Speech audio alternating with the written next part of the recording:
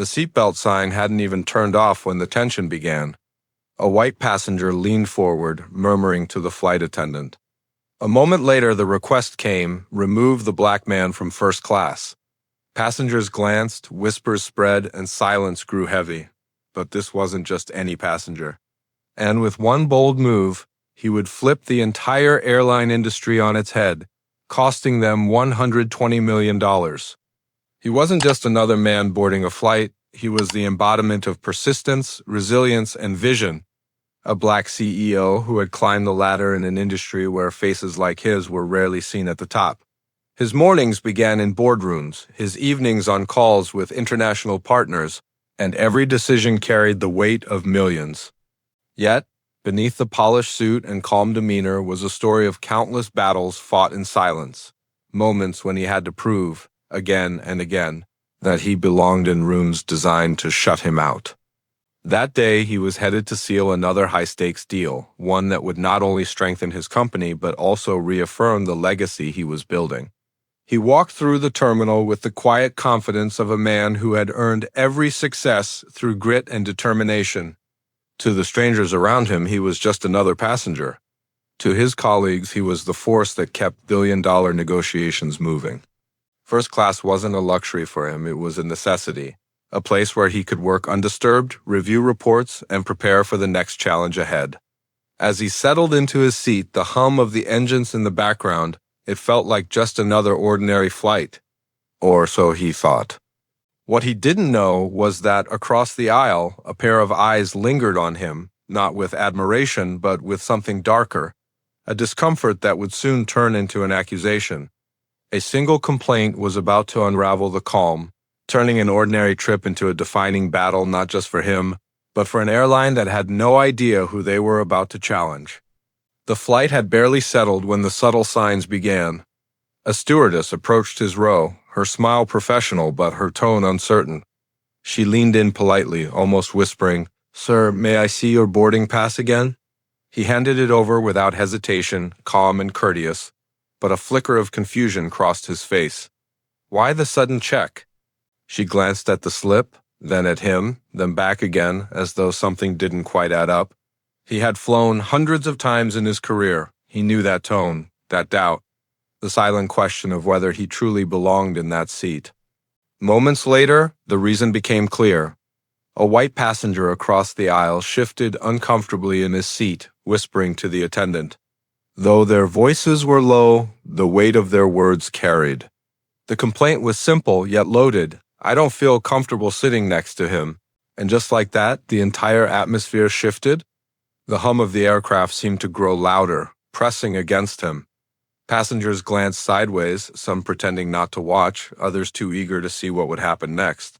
He felt a familiar sting, an invisible spotlight shining down, reducing him from a respected CEO to a question mark in the minds of strangers. The attendant returned, her expression tighter now. She asked him, gently but firmly, if he could follow her to the front of the plane. No explanation, no apology, just the expectation that he would comply. In that instant, memories flooded his mind. Boardrooms where his ideas were dismissed until repeated by someone else. Deals where his competence was questioned before he even spoke. Airports where he was randomly selected, more often than chance could ever explain. And now, in first class, the same story was playing out, stripped of dignity, judged by the color of his skin rather than the weight of his accomplishments. He stayed calm. That was the only way he had survived so long in spaces like these, but inside the storm raged. Anger mixed with weariness. How many times must a man prove his worth? How many times must he endure humiliation just to exist in spaces he had rightfully earned? As he rose from his seat, the murmurs grew louder. Some passengers smirked, others looked away. Few spoke up that silence, the silence of those who saw but chose not to intervene, cut deeper than the accusation itself. It was a silence he had known too well, a silence that told him he was on his own. They led him to the front, hinting at moving him somewhere else, as though his presence was a disruption to be solved, not a customer to be served. Each step down the narrow aisle felt heavier, but with it came a growing clarity. This was no ordinary flight, and he was no ordinary passenger. Because what the airline didn't know, what the complaining passenger couldn't possibly imagine, was that the man they were attempting to push aside had more power than they realized. His signature controlled budgets larger than the value of the aircraft itself. His decisions influenced contracts that could make or break partnerships worth hundreds of millions. The humiliation was real. The sting was undeniable. But beneath it all, there was also resolve. He would not shout. He would not cause a scene. He would let them finish writing the script of their own downfall. And as he stood there, waiting for their next move, one thought echoed in his mind. They have no idea who they're dealing with. The tension was far from over. What began as a moment of prejudice was about to unravel into a confrontation that would cost the airline more than they could ever imagine. The aisle felt endless, every step drawing more eyes, every whisper cutting deeper. By the time he reached the front of the plane, it was clear this wasn't just about a seat. It was about stripping him of dignity in front of an entire cabin of strangers. The lead flight attendant folded her arms, her voice colder now. "Sir, we'll have to reassign your seat. This is for everyone's comfort. Everyone's comfort." The words stung like a slap. Everyone's comfort except his. Everyone's peace except the man who had done nothing wrong. He looked around. A few passengers avoided his eyes, ashamed but silent. Others smirked, entertained by the spectacle. And then there were those who simply shrugged as if this was normal, as if removing a black man from first class was just part of the process. For a moment, he felt the old weight pressing down, the same one he had carried his entire life. The urge to comply, to keep his head down, to avoid making things worse. But something inside him hardened. He had lived too long in silence. He had fought too hard to reach this seat. And now, they were about to learn exactly who they were humiliating. With calm precision, he reached into his jacket pocket.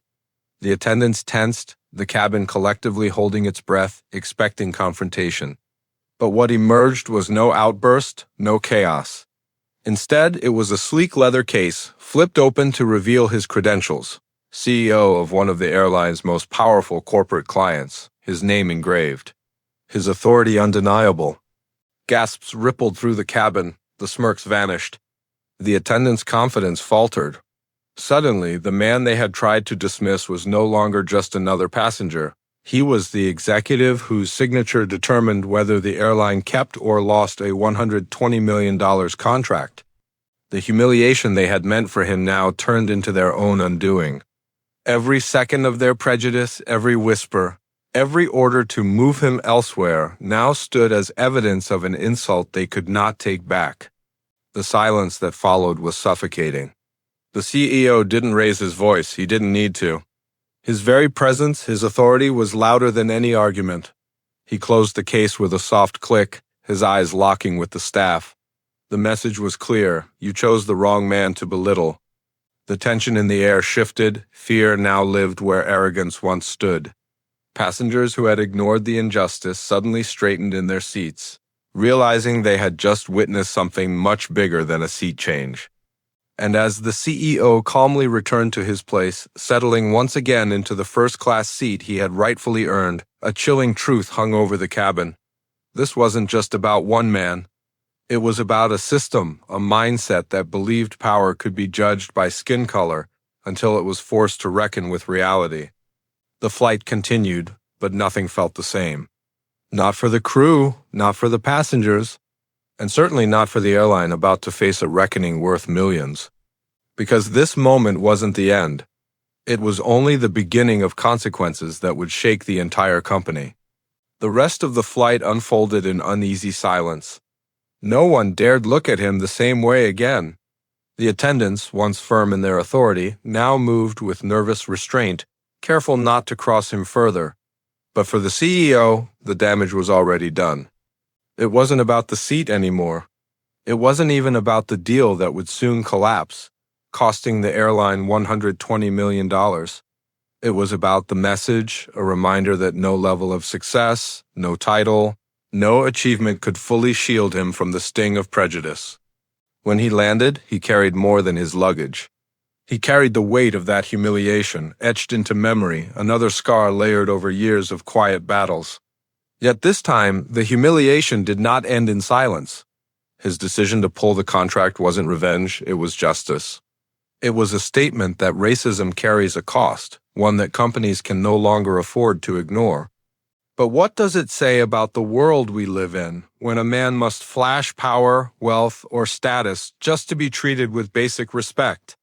What about the countless others who don't hold titles, who can't threaten million-dollar deals, yet face the same judgment every single day? This story isn't just about one man on one flight. It's about a reality too many know too well, that even in spaces earned through sacrifice, dignity can still be questioned.